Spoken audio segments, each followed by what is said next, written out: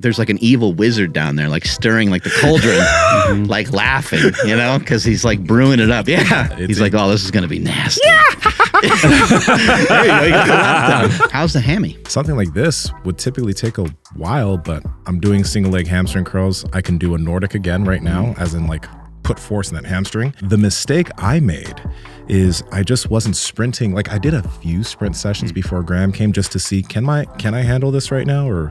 And it felt good, but I should have done more. You want to work out? Walk backwards up a pretty steep hill.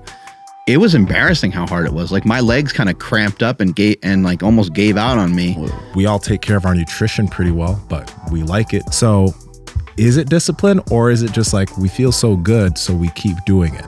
We're really out to lunch when it comes to training nowadays with all the different things that we're using the penis pump. And the way that you make time for them all is you microdose them. I've been microdosing reading, and then now it's like I can only read for like the next 5 minutes, because if not, I'm going to keep going. It is a tough thing. When you start doing something, you don't like it immediately. And I know that we always sound like crazy fitness people. We are crazy fitness people. How ridiculous is this that I need this motivation because something like a bug, you know, flew into my eye, but that thing rocked my world. And I got like boogers going into my mouth, and like it hit my eye so hard, and like whatever the hell was going on, it like made me a little sick to my stomach.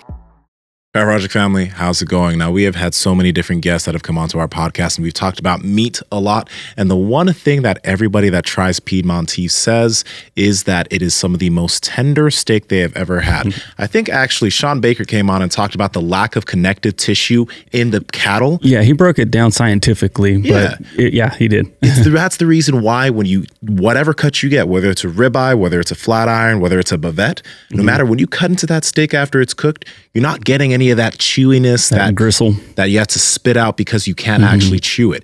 Piedmontese is super tender. They have great cuts that are low fat, high fat for whatever diet you're doing. They're just an overall amazing beef company. Andrew, how can they get it? Yep, that's over at Piedmontese.com. That's PIEDMONTESE.com. At checkout, enter promo code POWER for 25% off your order. And if your order is $150 or more, you get free 2-day shipping. Again, Piedmontese.com, promo code POWER. Links to them down in the description, as well as the podcast show notes. There's these homes in Washington that are like on this lake. And it's like the top like 1% of the 1%, just people are just fucking loaded. I took a video and showed like where there's a tram that takes you from, like, people have like a pretty big ass house on like a mountainside, and then they have kind of a smaller house that's like beachfront. What? And there's a fucking tram. But it's not like there's one tram that takes all of them around. There's one tram per every lot. And then I must have saw like 20 of them.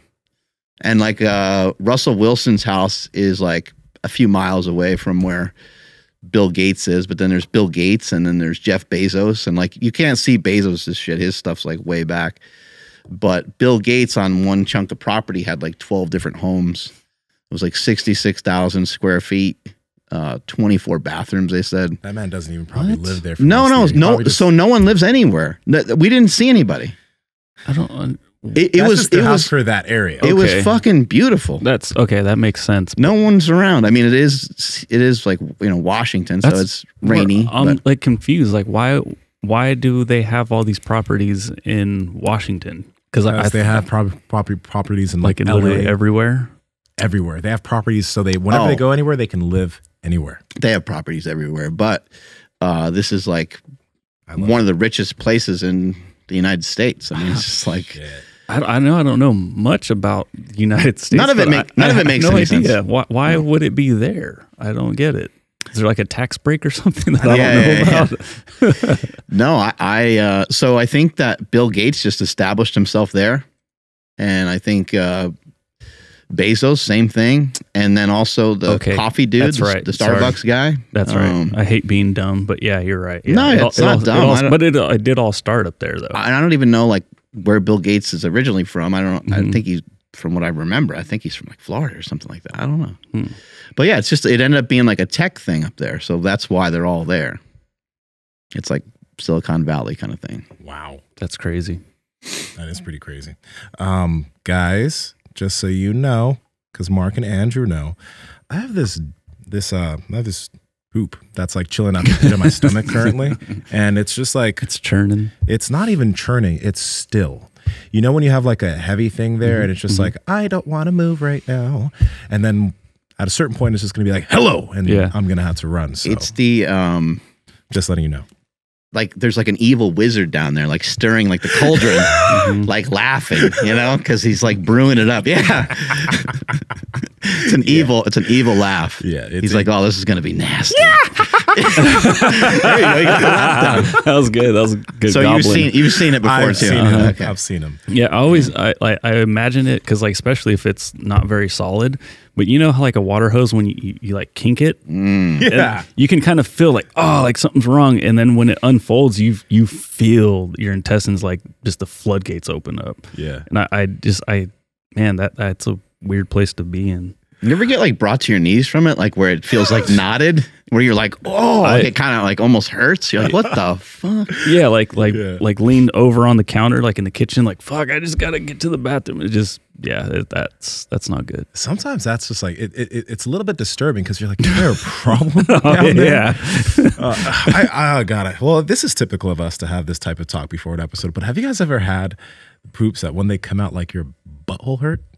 Yeah, Like it came out so hard that you're like, ooh, Absolutely. I'm kind of sore. Like that's not fun. That comes sounds out kind of pleasurable. dry. You're like, what the fuck? Yes. And then sometimes it feels like you got to kind of control it on the way out so that it comes out correctly so it doesn't hurt. Yes. And you're like, whoo, thank God I'm skilled. Oh man. It's like moving a couch into the apartment. You're like, no, you got to put this in Yeah. first, and then you can. Yeah, lift up your end a little higher and then push it through. But imagine how much harder that must be for somebody who doesn't really like lift or have like booty control. Who talks about buttholes as much as us? Yeah. Hey, like because we have the ability to, you know, flex and relax and shit, you know, and like, you know, but And then on top of that, not like lift, that's tough. we're enhanced with the bidets. Like, dude, you have a bidet. I'm fucking still living in the bidetless? 99%. Damn, son. Y'all are in the 1%. You got to get a bidetless. bidet. I know. Because What about a detachable shower head? Do you have one of those? I do. I use it. there I you use go. it. Yeah. I use it. I'm be real. basically I the have- same thing. it's- Oh, yeah, it's amazing. It's great. Especially when you turn the water pressure high. Oh, yeah. Yeah, then you're using it for a little too long. It does. Hey, I'm not going to. It does feel good. There was a meme going around about that for a while. I don't know if What? you ever saw that. Was it for women, though? No, 'Cause it was women for- love those. I know. Well, I know that, but it was like a guy, and a guy was like, he finished with the shower head or something. I don't know. It's just like, yeah, it was a meme. It was a thing for a little while. He finished with the shower head. What? Yeah, that's what I know. I didn't get it, but I got it. I didn't get it, but I got one. I kind of get it. Yeah. That's I think he was like putting it on his dick or something. I don't know. do that Maybe in up his privacy. butthole. Who knows? Yeah, I could never do that in front of a woman. Who knows? I would never do that. He would. We have your poop thing going right here. The sand timer. Yeah. The sand counter. Oh God. Mark, how was Seattle? It was awesome. Yeah. I had a lot of fun. Jake kicked back and he works at In-N-Out now, and he was hitting the gym and stuff like that. And my wife and I went with Quinn, and we had an amazing time. It was really cool. Like we went down to like the market where they like throw the fish and all that different crap down there, and they have the original Starbucks is down there. Is that for like for show, or is that actually what they do down there? I think originally they used to just like, it's like a gross job, you know? And then so I think they just had fun with it, and they take a lot of pride in it. So they chuck the fish around, and they have fun with it rather than it being like this miserable job where you smell like fish all day.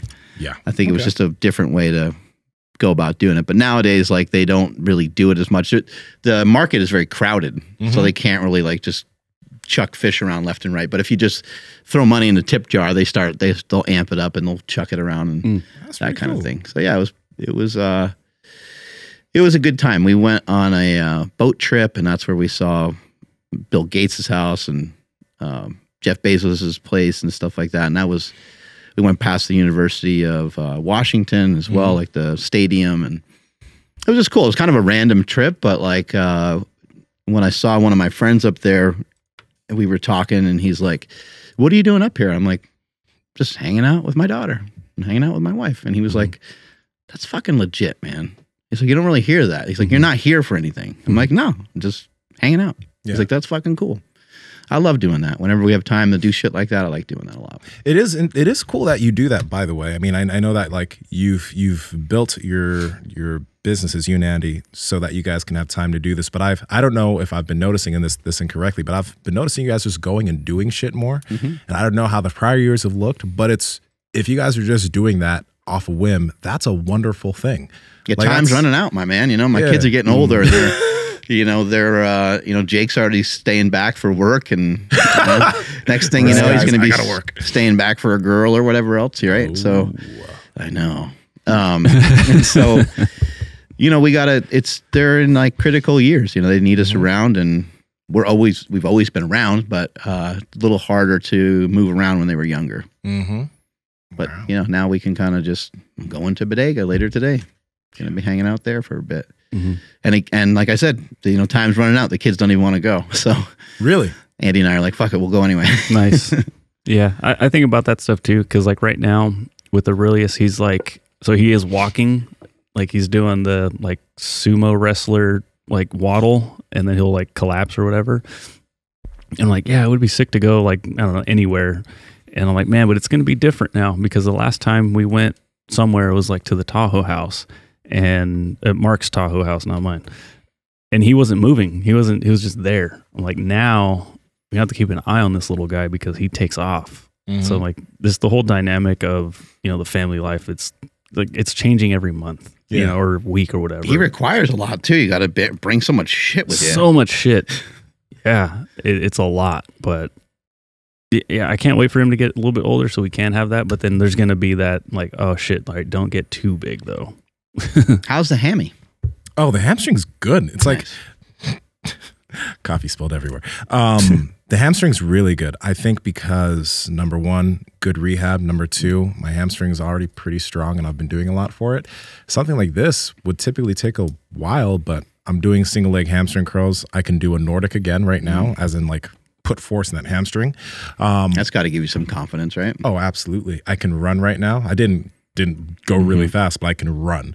So that feels good. I did jujitsu twice on Sunday and yesterday, and it feels really good.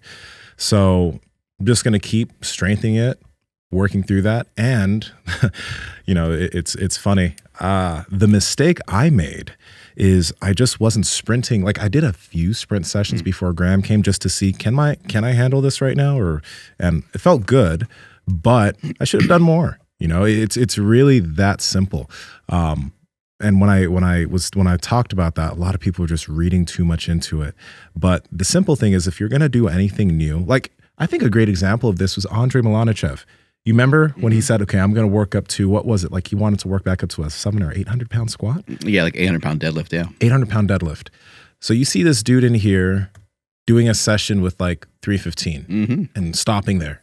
And doing a session with 405 and stopping there. This is Andrei Milanichev, still got the biggest fucking hands, still built like a shit brick house. Like, and he's working with these laughable weights. Why? So he can ease himself into being able to pull 800. He doesn't just start by pulling 500 and 600, even though he easily probably could. He works his way into it. And I didn't do that much. I should have done that for months before Graham, but like it was kind of impromptu. So I was like, I could probably handle this if I don't put my foot on the gas too hard. And I didn't. But even though I was going kind of easy, it wasn't easy enough. So it's that simple. I felt so good the other day. I did some sprints and I was able to open up a little bit more. It felt amazing. And I was like, yeah, I definitely know there's some other gears here, but can't really mess with them because I haven't brushed up against them even in like a really long time. Not even for like a split second to do anything. And people might think, well, when you lift heavy weights and stuff, but it's just so different. Like the lift takes a long time to do like a heavy deadlift. It takes a long time to do a heavy squat. It's sort of almost slow in a sense, and also the recruitment of your muscle fibers. Like it. Even if you're doing something explosive in the gym, there's nothing that's going to really compare to, especially sprinting. You're on one leg at a time, back and forth, and someone could say, "Oh, you could, pull the sled, or you could, lunge, or it just doesn't mimic any of that. The one thing I would say that you could do is you could potentially run with a sled, which would be like, and I mean run, not sprint, but you could potentially run with a sled, and that would be nice because it would actually slow you down a bit, and it could mimic some of that a little bit, or pushing on like a tank, and you're almost like using the tank as a like a walker almost, because you have some of your weight kind of leaning into it and you're moving slower, or like sprinting uphill, like all those things. You might be able to totally let loose and just go as fast as you want uphill because you're going to be moving so slowly. So it's just, all of it's way different than just sprinting on a flat surface. That's for sure. Absolutely. There's a lot of forces involved, but it feels exhilarating. It feels fucking amazing. One thing your boy can still say is like, even though I pulled my shit, before I pulled my shit, I know I'm still fast as fuck. I still got that shit. So I just need to build back up to it. I need to do I'm going to be doing maybe, probably starting this weekend, because I should be able to like go at like 50 to 60% this weekend and open up. I'll start doing that, and I'll maybe start doing a sprint session 2 to 3 times a week. It's not difficult to do. I can fucking do that on concrete if I wanted to. So I'm just gonna add that in light, it, bro. Hey man, I feel fucking good. I feel really happy. No, it is amazing. That's still there. It is amazing to feel that way. Yeah, I'm starting to feel that way every day. Like I feel, when I get out of bed, every once in a while, I'm a little wrecked. Like I was a little wrecked yesterday because I worked out in Seattle when I woke up, and I sprinted the hills a couple times, and I walked backwards on those hills. Holy fuck. You want to work out? Holy shit, man. Walk backwards up a pretty steep hill. It was embarrassing how hard it was. Like my legs kind of cramped up and like almost gave out on me. Whoa.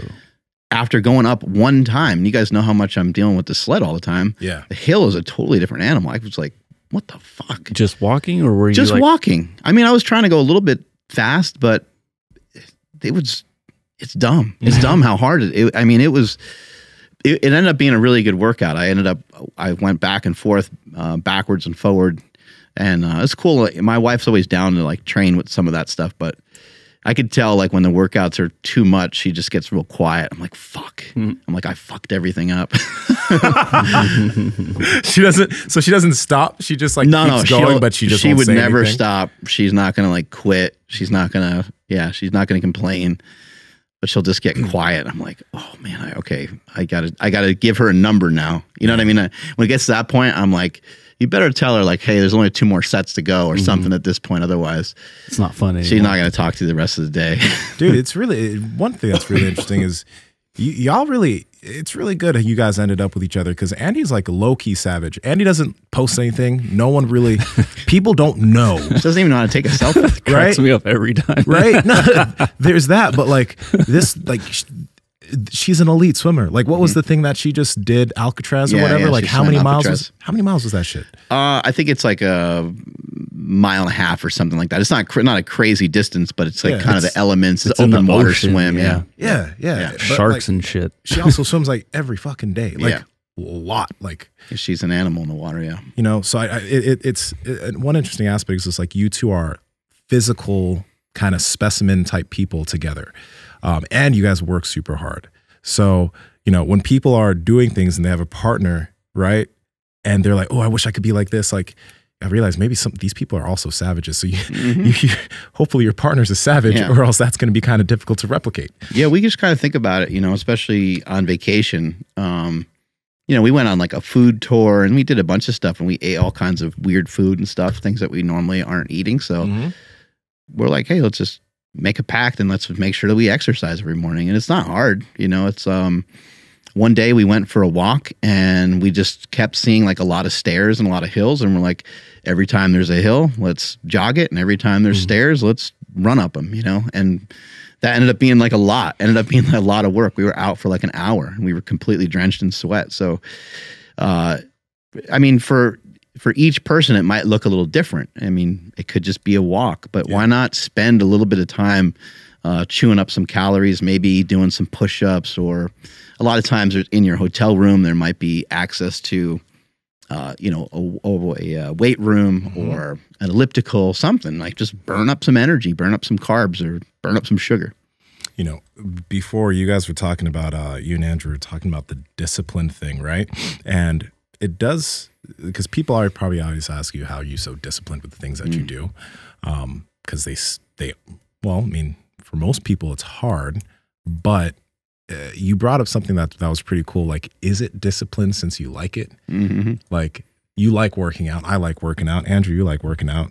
I like jujitsu. You like running now. We all take care of our nutrition pretty well, but we like it because we know how it makes us feel. When we eat like shit, we don't feel good. And when we eat good, we feel good, right? So is it discipline, or is it just like we feel so good, so we keep doing it? Right? Yeah.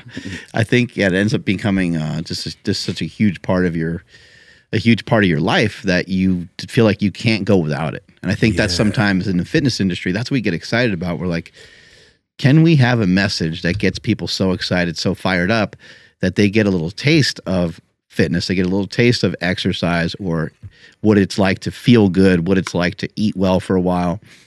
And then once they are there, they can't imagine going without it for a long period of time. I mean, you kind of see it with some people, like, I guess even for myself with like running, you know, like if you were to ask me, you know, 3 months from now, hey, like, when's the last time you ran? I'll probably say like just a couple days ago, because it's like, now I incorporated it. Now I brought it in. But at first it was like, and my expectations are changing as I'm going. So, when I would first run, it was like, well, just go for a walk. And then when I'm on the walk, hey, if you feel good enough, why don't you just try to run? And there was no expectation of running. Like, why don't you just jog? Why don't you just jog, you know, to that stop sign, or jog over this way or that way, and just making it really, really simple. And these are the things I think about a lot. And in talking to a friend recently, he was talking about like all these push-ups and pull-ups and sit-ups that he did every day. And I was just thinking, okay, well, why doesn't he do them still? He doesn't do them still because he was doing like a challenge. And a challenge, you know, like a carnivore month, right? Yeah. These challenges they're difficult, and so therefore they're hard to sustain. Just because they're hard to sustain doesn't mean you don't try them. Doesn't mean you don't do them. You know, trying to do pull-ups and work on your pull-ups for a month sounds like a great idea.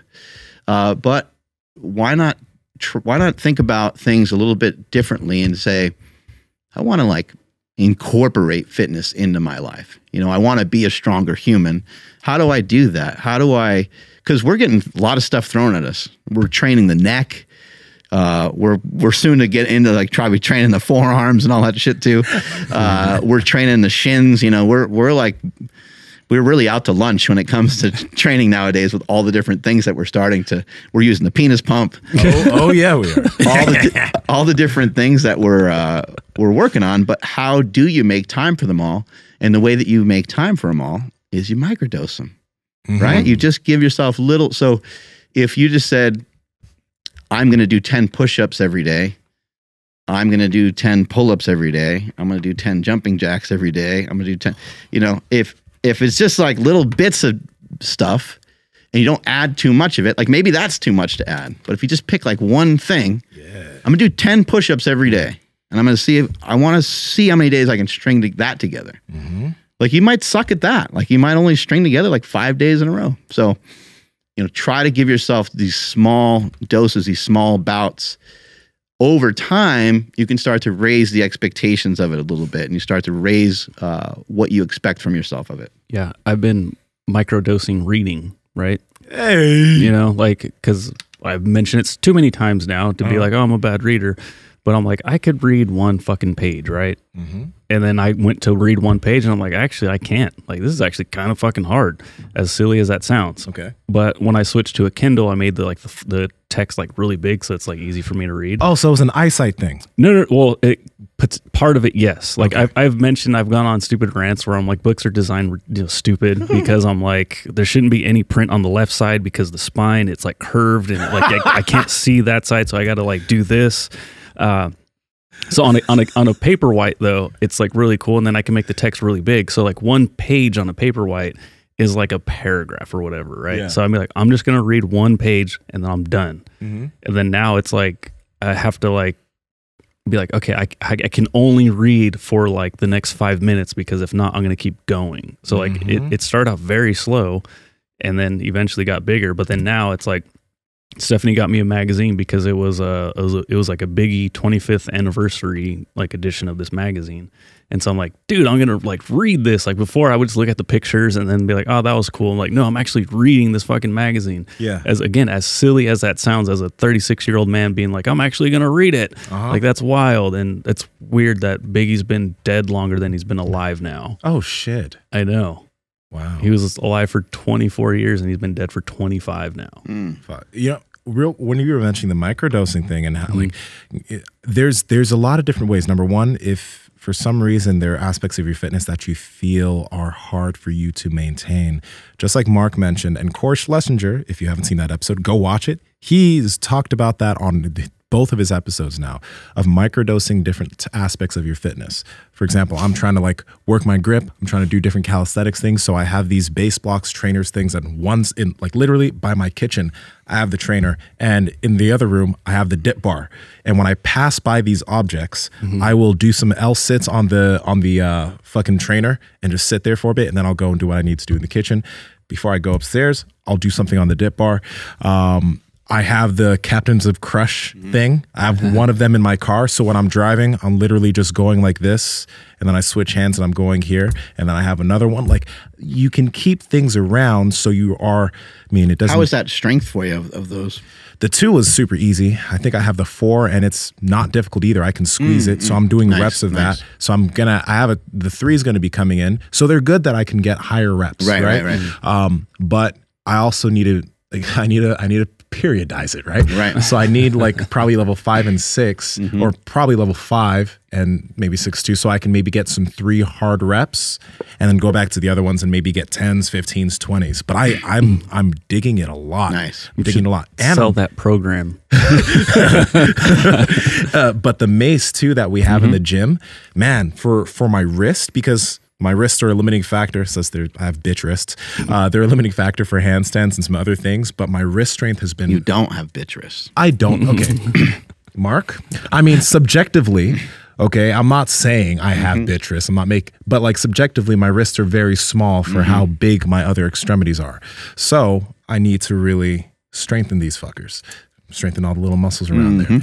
And microdosing is helping with that, because I don't just come into the gym and do a 2-hour workout and I'm done for the day. I'll do my workout, that's like maybe 45 minutes, but then I'll have other stuff during my day that's making my goals easier. This is something that somebody can do in an office at work while they're driving. It's not... You're making it an atomic habit. You know, you're right. You're kind of James clearing the situation. You put stuff in areas that makes it more convenient. Just like somebody might get into a pattern of putting their keys and wallet in a similar spot. Why do we do that? Well, it saves a lot of fucking time. Yeah. You put it in the same spot on your way out the door of your house, and then you know where it is. You don't have to fuck with it. I have a question for you real quick, dude. Don't forget what you're about to mention, but how long did it take for you to enjoy the aspect of running? Like to like going out there and running and then run? It happened pretty quickly, but I have been like messing with running, I guess, for like on and off for like 2 years or so. But I would say like more recently with like leaning into it more, maybe like 2-3 months. Yeah. Yeah. Something like that. It didn't take that long. Running is something that, you know, and walking, you don't really need an atomic habit for that. Like you don't really need, there's not like preparation for it. You could just go and do it. It's free and you can kind of go do it anywhere. So that's why I like to recommend that a lot for people, is like the gym is always like a thing, like a workout is like a thing. You got to drive to a destination and then you got to like, you think you have this like set hour that you have to do it every day. It's just, you can walk literally at any time. Yeah. And running wise right now, because the weather's nice, I can run at any time. When it gets to be hot, I'm going to have to make different decisions. Like it's just not safe to run directly in the heat when it's 140. It's not smart, you know? So I'll have to run in the morning or run later at night, you know, those kinds of things. But, you know, with the atomic habits, I think that you just try to set your day up in whatever way is going to, like, what's just going to be the easiest thing for you? Like, just how do you lower the level of entry into any of the things that you want to really work on? The other thing is too, is if you start to work on something and there's so much pushback from your body, so much pushback from your mind, then maybe that's okay. Like maybe you're just not ready for it. Maybe you don't feel like using the elliptical every morning. It's fucking fine, dude. Mm-hmm. Like that's fine. Like you tried it for 3 weeks and you were wishy-washy with it the whole time. You hated it. You tried to listen to audio books. You tried to listen to motivational shit, and you didn't want to do it. Mm. Well, hey, maybe try something different. Maybe go for a walk. Maybe try to work out at a different time. Maybe just in the morning you only stretch and meditate. Fucking do something different, and then see if that can be something that can be ingrained. Because there's no one saying that you have to like do anything any real particular way. I don't think. I think from our standpoint as podcasters, we would love to see people utilize some form of resistance training. We would like to see some people work on, in addition to that, doing some sort of mobility work, getting some good nutrition, getting some good sleep. But like, there's still a lot of wiggle room within all of those things. Mm-hmm. There is a lot of wiggle room. And you know, the reason why I was asking you how long it took you to enjoy running, truly enjoy it, is because it is a tough thing. When you start doing something, you don't like it immediately. Mm-hmm. Like even when I started jujitsu, as much as I was like, I want to get good at this, it wasn't all, it didn't feel good going in and being confused about everything for a long time. Like really being confused, because Cassio would show a movement and I'd be like, what the fuck did you just do, man? And I was already like 5 months in and I'm still like, what the fuck did you just do, man? Like, when is this going to make sense? But, you know, when having the goal that I had in the back of my head, I understood that I just need to embrace the suck of this, embrace how shitty this is for a little bit, because there's going to come a point when this is pleasurable, you know? And it's like, I think, you know, when you do start anything, most people do set goals for themselves. Like whether they're trying to lose a certain amount of weight or attain a certain body, they do have this goal that they're like, I want to achieve this. But getting past the initial period, whether it's going to be 3 months, whether it's 6 months or 8 months of the thing that you're doing, that's going to get you towards that goal.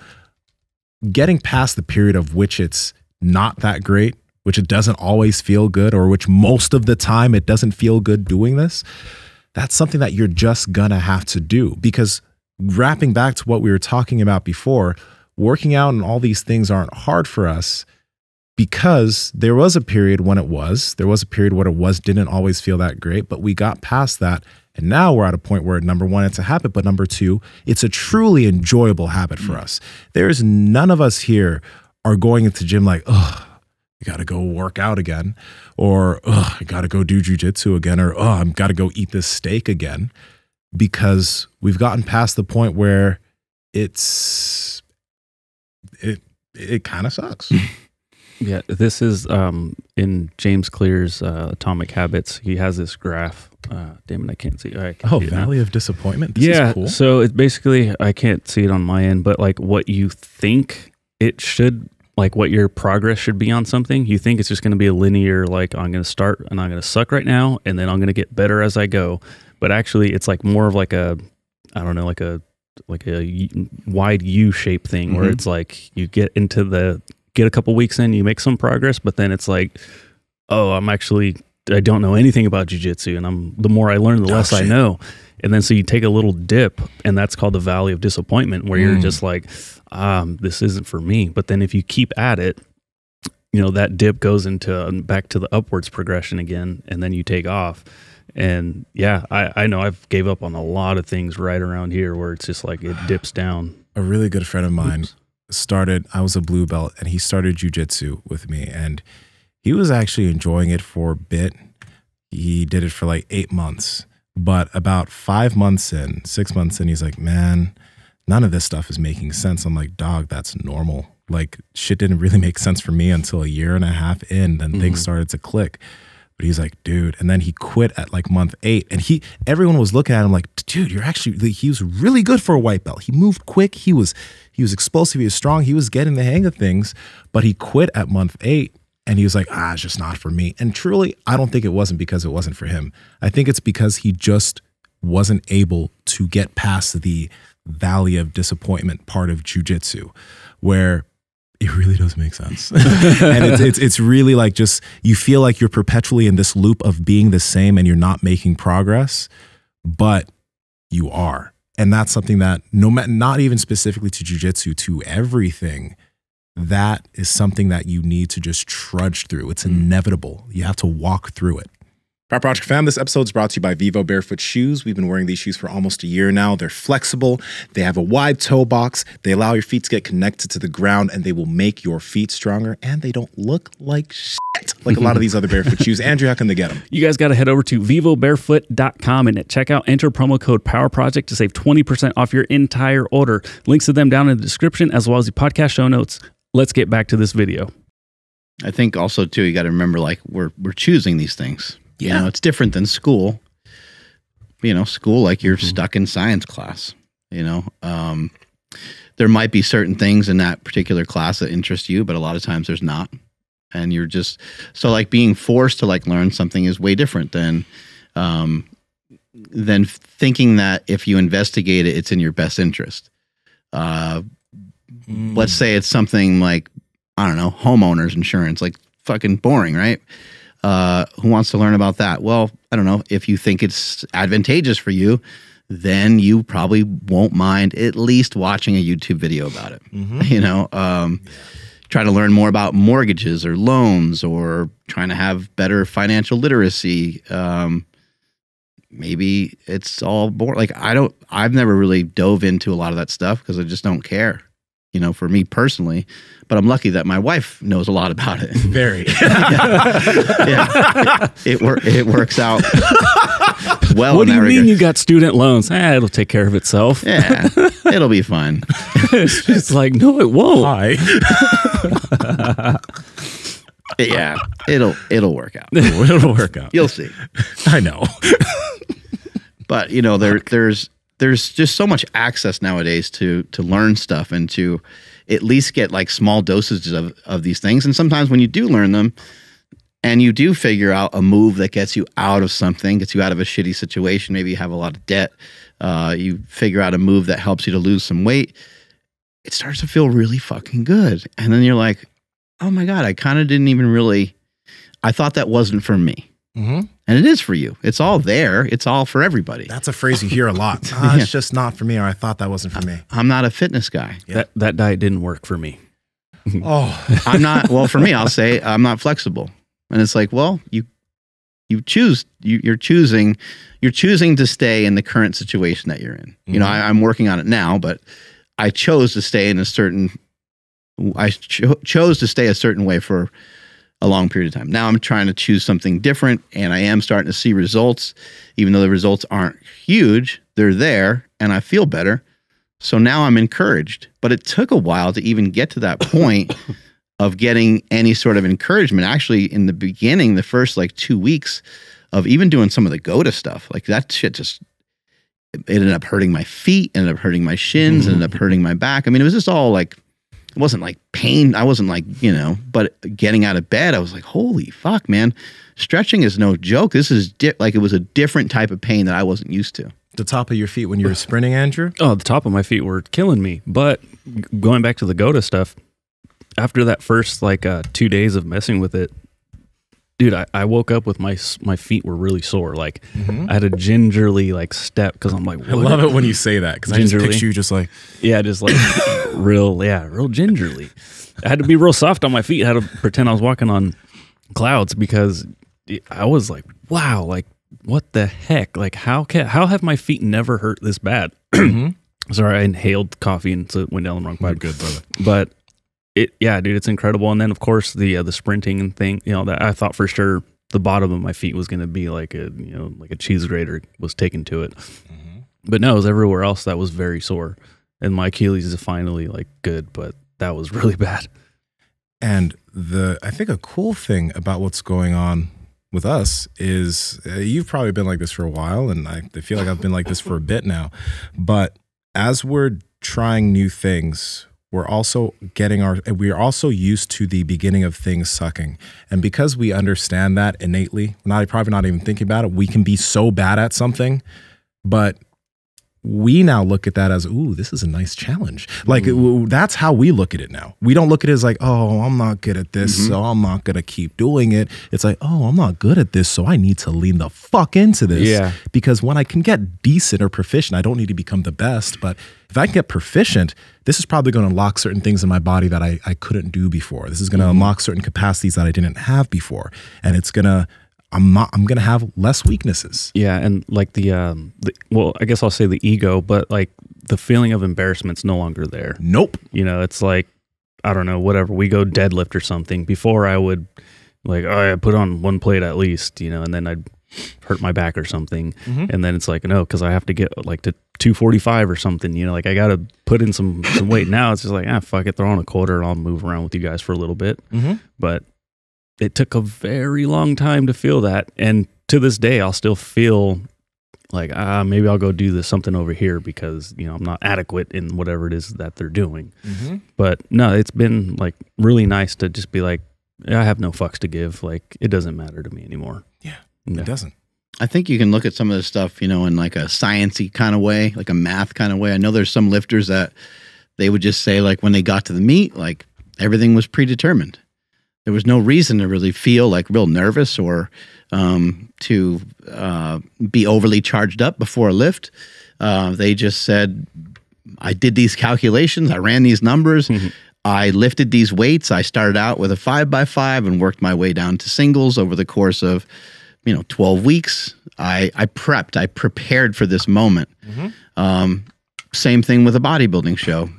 There's a lot of people that in bodybuilding, they freak out the last week or 2 weeks before a show. We saw that a ton in powerlifting where people were changing their shoes and changing their stance, and the contest is like a week away. It's like changing their belt. They're like, oh, I need a different belt. And what was really going on is they didn't have it. Yeah.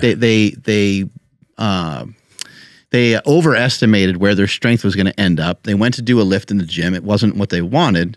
And because it wasn't what they wanted, that now they think they need a different belt or a different, and it's like, these things are going to have to be worked through at some other time. So if you look at these things as like, I'm a believer that everything is solvable.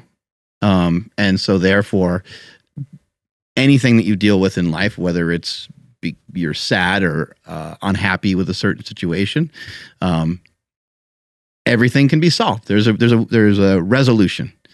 And when we don't have resolution, there tends to be like a lot of friction all the way to the point where there can be like war. Like war is a byproduct of just a complete misunderstanding, people not understanding each other, people not being able to communicate what they want to communicate with one another. And so one imposes their will on the other, and you end up with fucking people dying because of it. Fucking ridiculous in a lot of ways if you think about it. But we've had that for, millions of years, right? And back to like, as it pertains to like lifting, people would try to make all these changes, or bodybuilding the last like week or two, they try to make all these changes. And if you stick to the plan, then you get on stage and you do your poses. You got 5th place. You didn't podium. You didn't get, you wanted to finish top 3. It didn't work. Fine. Now it's just go back to the drawing board, learn from the mistakes. That's how anyone gets better at anything, is through error correction. You correct the errors of your ways and you say, look, well, I shouldn't have really crashed diet, and if I'm being honest, I did fucking eat a shit ton of peanut butter in this prep. If I'm being honest, I didn't do the cardio I was supposed to do. If I'm being honest, I could have put a little bit more into those workouts, right? And so I think a lot of what we're talking about here today, and when it comes to dedication and motivation and whether you have the will to want to do something or not, if you end up doing it, then clearly you had the will. If you didn't end up doing it, it doesn't necessarily mean that you don't have the will. What it could also mean is that you're just not that interested in it at the moment, or the price that you're paying to do the thing is not, it's not giving you a reward enough, or at least you don't feel like it's giving you a reward enough at the moment, but you might need to change your expectations of what you think you're going to get back from it. Yeah. Because if you walk out of jiu-jitsu on day one thinking that you're going to be a badass, you know, you got another thing coming. If you go into powerlifting, take that ass. That's what they're going to yeah, fucking right. Yeah, I mean, I think we bring up jiu-jitsu so much because we know even people that haven't practiced it, again, like it's a problem-solving situation. Like when is there a better time to be calm than when someone says, "Fuck you, motherfucker. We're going to go at it." If you don't have the skill set, you're going to panic. You're going to be like, I don't know. I'm kind of strong. I've thrown some punches, so I'm just going to throw this bomb and hope it like lands on this guy. Gonna Eddie Hall it? Yeah. Oh, yeah. man. Yeah. Throw some massive haymakers. I'm sorry, Eddie, if you're watching. You did something that I would never fucking do. So anyway, kudos. We should talk about that then. But like somebody's got a problem with Casio. Oh, fuck no. Yeah. Right? Yeah. He's going to be he's probably going to have a smile on his face. He's going to laugh. He's going to be like, unless you're, you know, some dude from another planet or something, you're not going to really be able to do. And he's just going to put you to sleep. Yeah. It's going to be a joke. Or he's just going to get you in a move or a hold where you can't move. He probably won't even hurt you. Yeah. Probably just be like, hey, okay, you still want to continue this? This is ridiculous, right? Yeah. So, you know, having a skill set and working on like building out that character, I think is the most important thing you do. So when you go to do something, it might kind of suck and the reward might not be great, but over time, the reward will be fucking amazing. Absolutely. Man, this brings me out to something that Andrew was mentioning earlier. I got to say, again, we'll probably talk about it, but Eddie, you ain't gonna see this unless somebody sends it to you. But bruh, that's a joke. It's a joke. I don't want to take one of your punches. You punch hard. No, fuck no. But I have to. The haymaker was wild, brother. Yeah, Just like, it worked early on. But what I wanted to mention was in that VR boxing game that I have. Yeah. I forgot what it's called, but like that's literally how I box like the better fighters. Like I just fucking hide way back. I even go southpaw because I can be quick with my right hand. And that's all I do the whole time. But the same exact stance that he was kind of like way down here. Like, I forgot what that clamshell seat, whatever the fuck. Was he fucking practicing with VR box? No, definitely he was not. But I'm just saying, like, that's what I do. And I cheat in VR because you can't get hit because like the computer can't get to you. But like, I mean, I'm literally like crouched down, like my ass is like towards the fighter because he just can't get me. And I just fucking throw some haymakers. But he'd fuck people up in VR boxing. But I was gonna mention Andrew. How many people has he just destroyed with that punch out in the streets? Yeah. Right? Jesus Christ, yeah. Because you know that thing hits like you would not want that to land. That's a gross sound when somebody gets cracked. Like you know, in like a street fight, you're like, oh. Like it's kind of cool to see a fight, but like not when sometimes it's like way too much. You're like the head hits the concrete. And you're like, oh, I didn't want to see or hear that. You're like, that's not good. But what Andrew was saying, I think before we came onto the show was like, you know, you counted calories, you did different diets. You were talking about people saying, oh, this diet isn't sustainable. But there's a deeper thing to that. No, I just to clarify, it's like, oh, like I did this and I got this result. And like, are you still doing it? It's like, well, no, I'm not. Well, then it wasn't sustainable. Now let's talk about that real quick. And this kind of flows into what you were talking about, Mark, because maybe doing that specific diet forever wasn't sustainable, but you learned something from those diets. Like I've done carnivore, I've done keto, I've counted my macros for years. I've done a strict chicken, broccoli, and rice bodybuilding diet when I did my first bodybuilding show, right? And I've been able to take all these concepts into the way that I eat now. Now when somebody asks me, Nsima, what's your diet? I can't even explain it to them because on a day-to-day basis, I'm eating somewhat differently depending on how I'm feeling. Like there are some days where I don't eat any carbs at all and I just eat meat because I'm like, ooh, I just don't feel like eating carbs today. There are other days where I'll have some rice, some veggies, some fruits, and some meat. You know what I mean?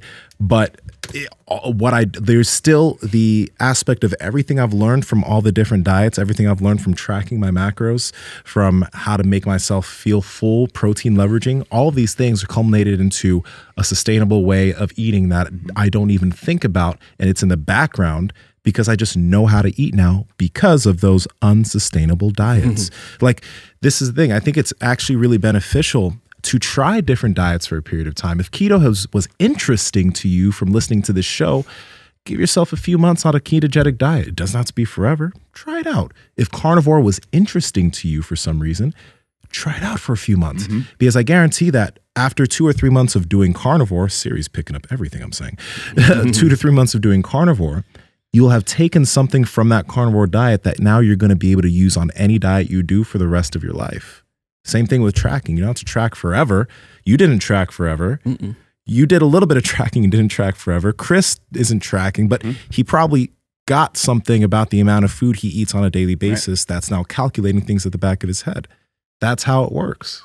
Yeah, I feel like with tracking, you can understand like, oh, that one cup-ish of rice is actually It's a lot of carbs. It's like a lot more than I thought. That tablespoon of peanut butter tablespoon Yeah. is a lot more fat than I expected. There's that, and then with like a keto or carnivore diet, you're like, oh, I won't die if I don't have carbs with every meal. I actually can do this. I can be like Mark and go on, vacation or go out of town and eat no carbs and still be just fine. And then if you try out fasting for a little bit, Well, I mean, you might become a wizard like us. Well, the strategies are great, because sometimes like if you go, let's say if you go to like a breakfast place, like, you got to kind of make it. I think it's a smart idea to make a decision. First of all, you need to make a decision on whether you're just going to go all in on like pancakes or something. In that case, that's a little bit different story. That's a case of like having the fuckets. But I think it's important to make a decision on like, are you going to be more carb heavy or are you going to be more like fat and protein heavy? Yes. Yeah. Because like I can go to like a restaurant and if I want to get pancakes or something, I don't know, maybe before I went, maybe I had a protein shake, or maybe later on I'll have a protein shake or something like that. Or maybe I'll balance out the rest of my diet later on in the day and I'll go pretty hard on the pancakes, but I'm not going to eat like pancakes and like a crazy like omelet that has tons of, I'm not going to mix, not that mixing them together in one meal is problematic, fats and carbohydrates, but it just ends up being super calorically dense. And so maybe I'll just have a stack of pancakes with some butter. I'll try to use as little butter as possible and throw some syrup on there. And that's my meal, right? But for me, at most restaurants, it's always been really easy to be like lower carb. And so even when we were in Seattle and we were eating like a lot of whatever, I still was trying to have, still being protein minded, still trying to have like, let me fill up a little bit more on this and then I'll try some of the clam chowder, but I don't need to eat tons and tons of it. I just want to get a taste of it. And I'm also like, not, like, it's not like I'm 70 years old and I'm just taking one spoon of it and being like, that's enough. I'm enjoying the fuck out of it still. And still not missing out on anything. My, nieces and nephews, one time, they were like cooking, they were making, some cookies and they're like, and the cookies were like, they were sitting out, like they just came out of the oven and they're like, oh, Uncle Mark, you can't have cookies or something like that. And I was like, I can have cookies. And I grabbed one and I ate one and they were like, they were shocked. They were looking at me like little South Park characters with a little eye blink, shuffling from side to side. You ate a cookie. Yeah. And, I was like, I can eat whatever I want, whenever I want. I just choose to, mainly eat what you guys normally see me eat, which is like eggs and meat and stuff like that. But yeah, when I want to enjoy something like this, I do. And they were just like, okay. And that's another thing when it comes to this all of this learning about dieting and doing, like literally giving yourself time to try different things, is like we still like I still like cookies. I still like pizza. I still like these foods, but I know that I don't feel physically like when I eat better, higher quality foods, I feel better when I eat these foods. And when I make the choice to go eat sushi or have some pizza, I know how I'm going to feel afterwards. I probably won't feel as energetic or whatever. I know what I'm about to put myself through, but it's not something I do crazy often because, I don't think it's bad, but it's not something I do often. It's not something I do all the time. I'll do it on occasion and I know what to expect, right? There's a slight difficulty if that's your general mode, right? If eating all these processed foods or eating a lot of calorically dense, high, like very palatable foods, if that's what you do every single day, because we have people in fitness who are like, there are no good and bad foods. And I can get on with that. But what we need to understand is that for certain people in these situations where they're eating these foods constantly and they're eating these foods every day, we can say those are not good foods. For certain people who have control over their diet or control over their eating habits, and they're eating these things on occasion, it's not every meal, it's not every day, it's not a habit anymore, those foods aren't bad foods, right? I think people can wrap their minds around that. It's like, it's how you approach it. Here's another example. Weed or psilocybin, right? Mushrooms. It's not generally bad if you're doing hero doses every single day and it's stopping you from working. Alcohol. If you're drinking a 6-pack every single night, it's not good for you. If you're having some beer every so often and it's not bothering your life, it's not bad. It's so like, we need to kind of maybe be careful with how we're saying there are no bad foods for certain people, because for certain people, those foods are not good. Just like pornography, right? It could be too much, right? It can be too much. Ice cream, like fucking candy. Yeah. Like, I mean, there's these things that are just, they're too easy. And if you were to tell someone like, oh, Nsima, how do you eat? And you just say, I eat intuitively. Like, if you just said that to somebody who's really struggled, they're going to be like, I'm going to try to do what he said. He eats kind of intuitively. And they're going to probably fall off the rails. They're going to have a really hard time reining it in. And even you yourself have mentioned you weren't able to even do that at certain times. Mm-hmm. What are some things you do now? Because I know like you don't bring stuff into your home. Yeah. That's like a kind of a key ingredient to some of your success with your nutrition.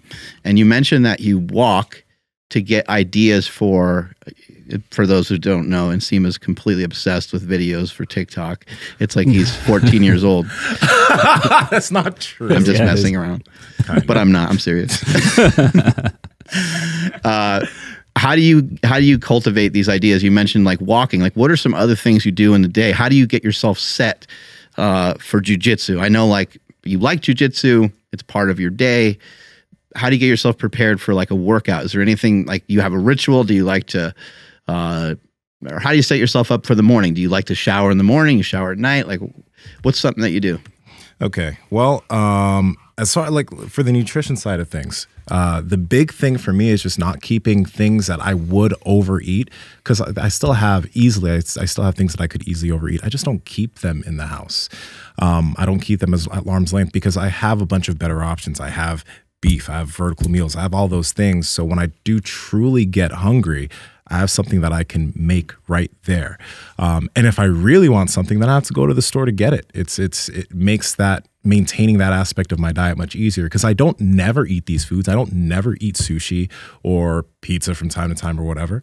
But it's very few and far between because I don't keep these things super close to me. So the biggest part of that is just not keeping them super close. Along with that, I don't drink my calories, and I've never had an alcohol problem. So I have like alcohol sitting on the counter, but it's not something that I drink often because I don't have a problem with it.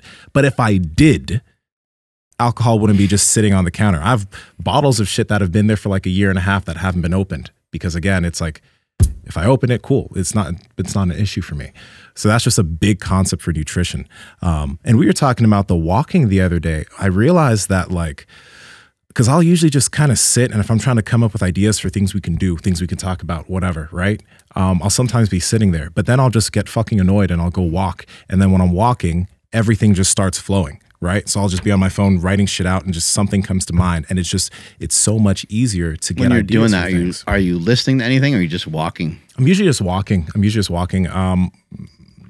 I don't usually listen to things because then I start focusing on the music too much. Mm-hmm. But when I can just walk, we talked about it. I'll have my notes app open, but then I'll just like go to Instagram or something for like a few minutes while I'm walking. And I'll be like, fuck, man, start thinking again. But then something will happen. Something will come to mind. But I've found that personally, I think I started doing this because you mentioned it. When in motion, things just come better.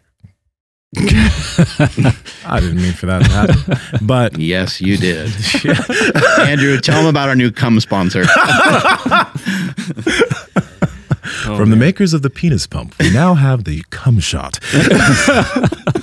Oh no, the money shot. Money shot. Coming soon. Coming soon. Oh man, Can that be a part of the ad campaign for the money shot this new slingshot? I do think that like we need to like hold it back. Like me and Nsima can hold it, and you can like stretch it way back, and then when it shoots, it just sprays all over the place. Oh my god! All over the camera. Yeah. And honestly, for getting ready for workouts now, I don't know. There doesn't seem to be much I don't have any rituals for getting ready for workouts for jiu-jitsu other than maybe the music I listened to before jiu-jitsu in my car. But if you got done with a podcast right now and you kind of didn't feel like working out, your back's tight or something, what would you do? Well, I have the luxury of the gym just being right there. I would just walk in and start doing shit. So if I were somebody and I wasn't feeling like going to the gym, I would just still go and walk in and start moving, start walking on the So you just tread. encourage yourself, like, dude, go in there and do something. Yeah. And you're going to be totally fine. Yeah, because once you start moving with something, you I'm pretty sore today, but I just did a little bit of backward sled in there and some soreness went away. So it's that's the thing though. I know that even when I'm not feeling good, moving is going to make me feel better, not sitting down. And that's the weird part about it. Like when you work out more, you'll realize that on the days that you're really sore, number one, you don't have to work out those muscle groups super hard, but you can still go in and just slowly move your body, slowly do things. But as you get your blood flowing and those muscles start to get pumped up a bit, you will feel good, right? It's like workouts, they don't have to be this arduous thing. They don't have to be this 2.5 hour long thing. That's not how my workouts are anymore. My workouts are 45 minutes to an hour, but I'll do multiple shit during the day along with that. That's why I keep all these things close by. That's why I have the base blocks set up at home, because I can just literally hop on it, hold, do my shit, go do something else. What if you're in a weird mood? Weird mood. Kind of same thing. Just move. Just say, fuck it, go move. And that's where I think, it's, you got to just do it more. You got to work out more and get in the habit of these things, because you'll realize that, I think, what's our homie named Ryan from Plunge, I think he says cold is medicine. I don't know if I heard this from somewhere, but movement is medicine. Getting your body moving is the thing that helps you feel better, not sitting down, oddly enough. Getting moving, doing anything in the gym will make me feel better, even if I'm in a bad mood, versus sitting and wallowing in it. Yeah, I would agree. And I would go as far to say, you can probably take, 3 of the #1 pharmaceuticals that are recommended and pair them up against what happens to someone's brain when they go kind of hard on an assault bike or just go for a walk. I do think it does matter. If you're challenged a little bit more intensely, I think that can help too. Oh yeah. But sometimes it takes a moment to even get to that place. But I would just imagine that the cascade of hormones that are going on in your body is probably just really in your favor. Some of these things are hard. And I know that we always sound like crazy fitness people. We are crazy fitness people. We really do enjoy it a lot, but it really can be medication for you. And I'm a huge believer that, for a little while, I dove really, really deep for a long time into personal development stuff. And I kind of thought, I was like, oh, okay, mindset. And then I kind of recognized, no, it's not just a mindset. It's a body set too. Your body's got to be set. Body, mind, spirit. I mean, then it comes back to fucking ancient principles have been around forever.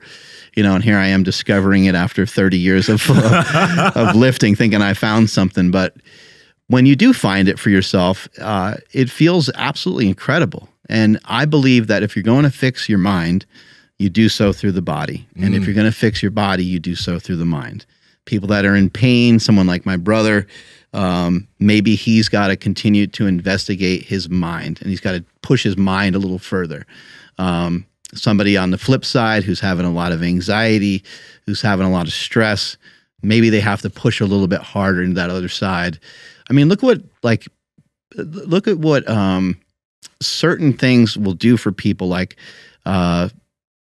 It's how anxious are you going to be if you really have a schedule and a regimen? It's it's kind of harder Now you might be a little nervous about that too, right? Making it. Yeah. Like making it making it or just having it. Like if Yeah. someone said it for you, And like you're in the following it. Yeah, you're in the You don't want to miss anything. Yeah, you're in the military or something like that. Like, yeah, you might be like, oh shit, now we're doing PT and we're doing these things. And you know when certain alarms or whistles or whatever go off that you're doing certain stuff. But you kind of catch my drift. Like if you're fucking really busy, it's going to be harder.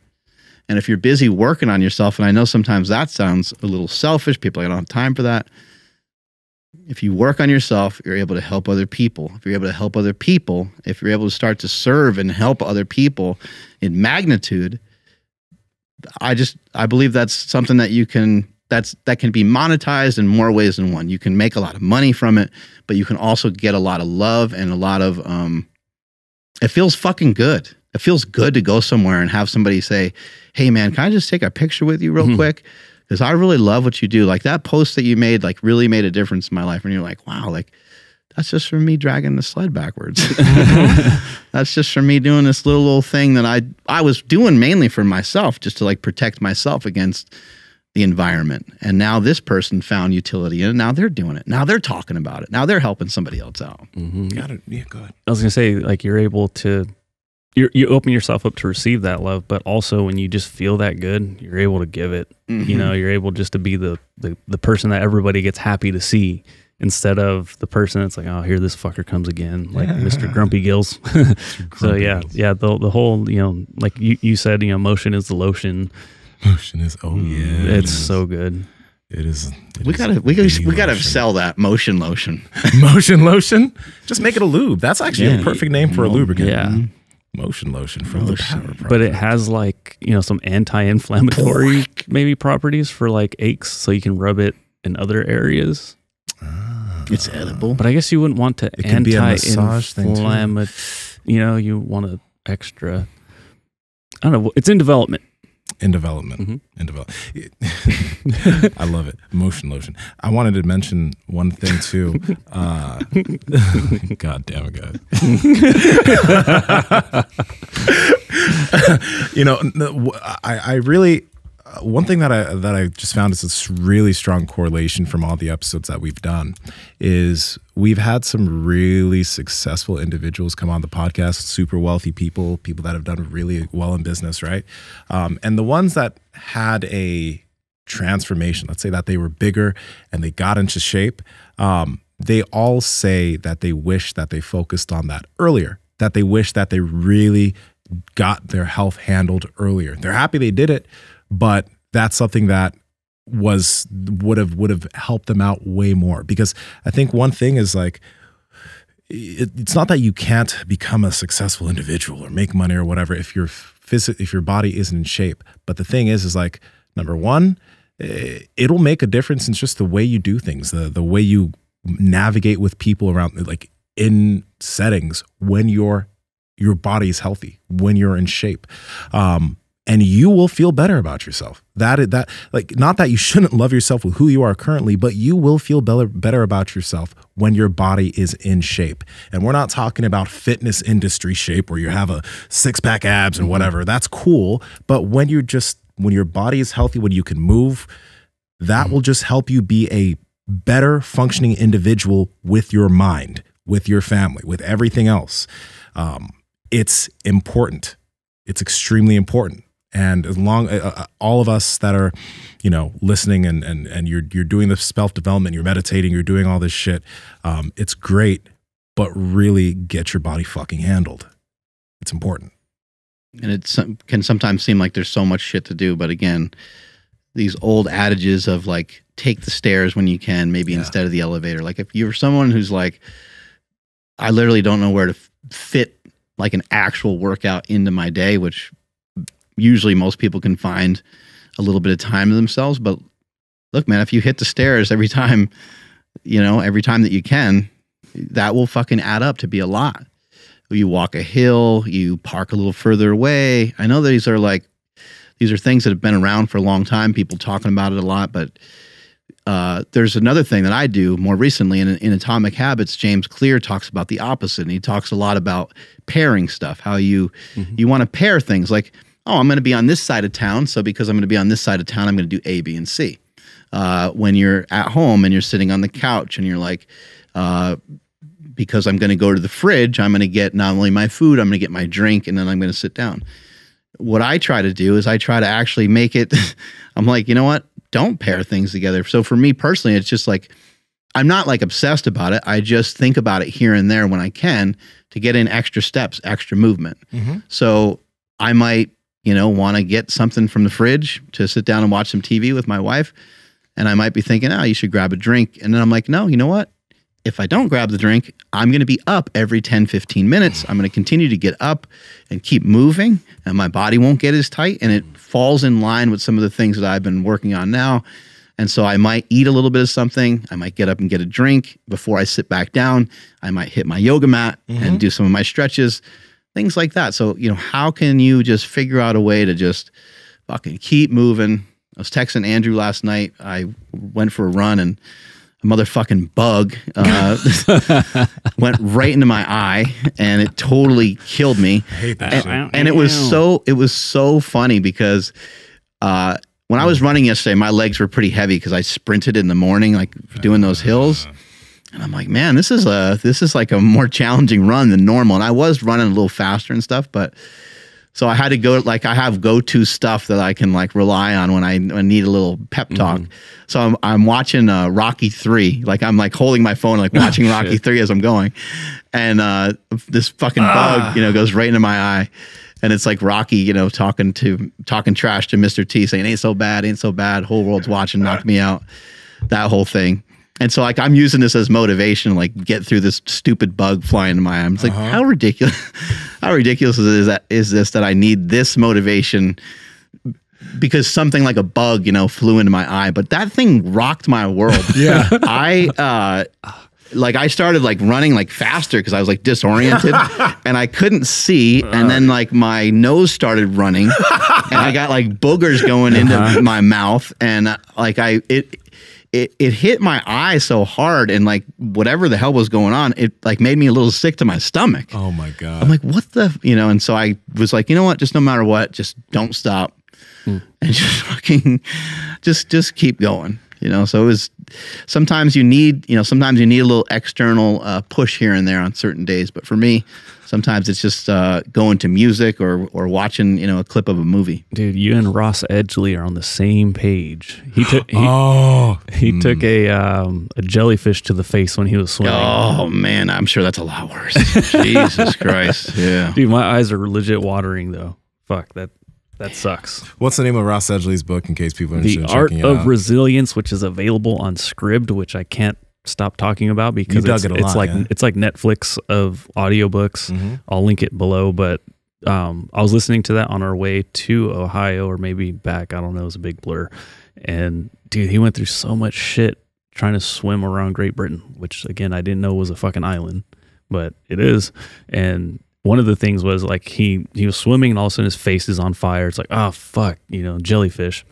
He can't clear out his goggles because they're just filling up with tears because it just fucked him up so bad.